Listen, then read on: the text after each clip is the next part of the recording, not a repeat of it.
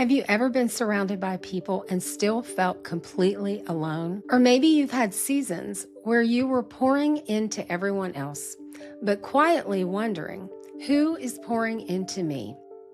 If you've ever felt that way, I want you to know you are not weak. You're human, and you were created for community. Hi, friend. If we haven't met yet, my name is Susan Belisle, and I'm so glad you're here. I serve women in ministry, especially pastors' wives, who love God deeply, but often feel stretched thin, overwhelmed, or quietly exhausted. My heart is to help you live and lead from a place of health, peace, and God-given rhythm, not pressure, burnout, or isolation. This video is part of my Radiant Relationship series, and this series highlights one of the core areas we focus on inside my Empowered to Thrive course. Empowered to Thrive is designed to help women in ministry experience transformation in 4 key areas: sacred space, holy well, which is spirit, soul, and body, radiant relationships, and leadership lifestyle. And this month, we're focusing on radiant relationships because thriving women don't just have strong faith, they also have strong, life-giving connections. And before we go in, I want to say thank you. Thank you for being here, for watching, and for allowing me to speak into your life and ministry. And thank you in advance for liking, subscribing, and sharing this video. It truly helps this message reach more women who need encouragement and support. So let's start here. Point number 1. Community is God's design. It's not a bonus. Community is not a luxury. It's not an extra. It is part of God's design for your life.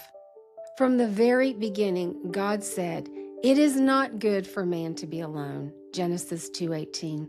And yes, that was spoken in the context of marriage. But the principle is bigger than marriage. God wired human beings for connection. Even Jesus, the Son of God, did not live in isolation. He chose disciples, he built relationships, he ate meals with people, he shared life with others, and Scripture is so clear. 2 are better than 1. If either of them falls down, one can help the other up. Ecclesiastes 4.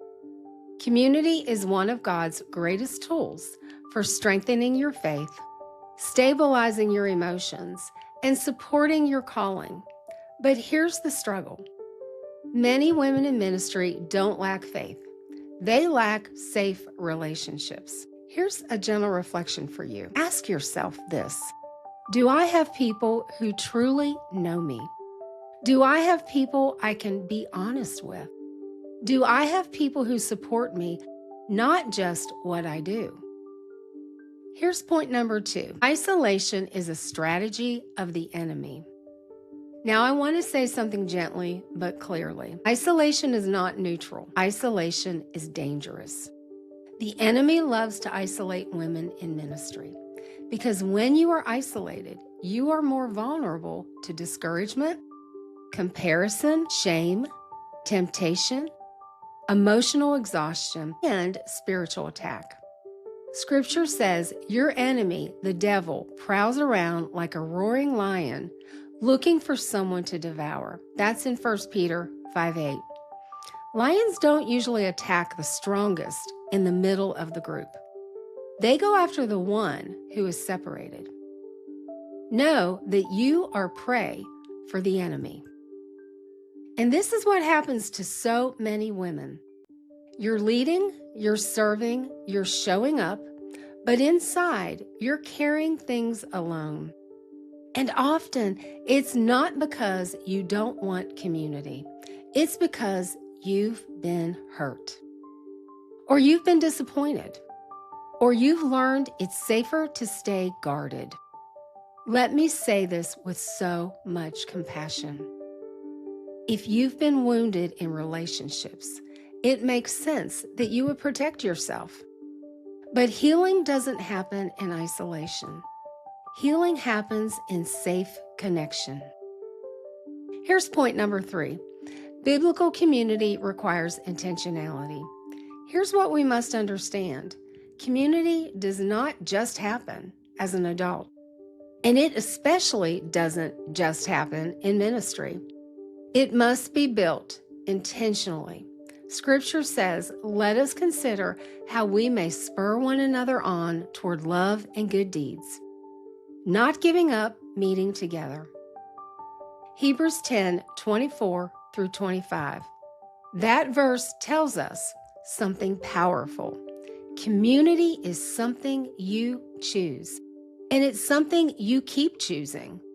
But I want to clarify something very important. Biblical community is not being busy at church, being surrounded by people, being on a ministry team, being in a group text. Those things can be wonderful, but they are not the same as being known. Biblical community is being supported, being prayed for, being able to be honest, having safe relationships where you are both giving and receiving. And friend, you deserve that. You are not called to pour out endlessly with no one pouring back into you. Let's do a practical activation about how to build community. Here are 3 simple steps you can take this week. Number 1, pray specifically for community. Ask God for the right people, not just more people. Number 2, take one small relational risk. Send the text. Ask someone to coffee or lunch. Share one honest sentence instead of staying surface level. Choose consistency as number 3. Choose consistency over intensity. Community is not built in one deep conversation. It's built over time. Let's take a mini challenge. This week, ask yourself, who is one safe person I can move one step closer to? And then take that step.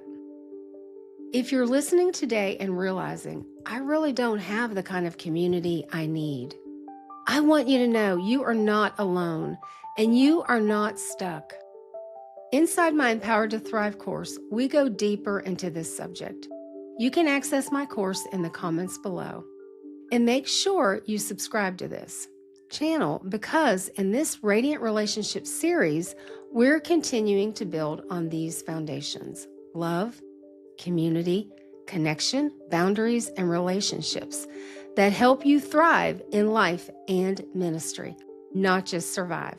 We'll see you next time.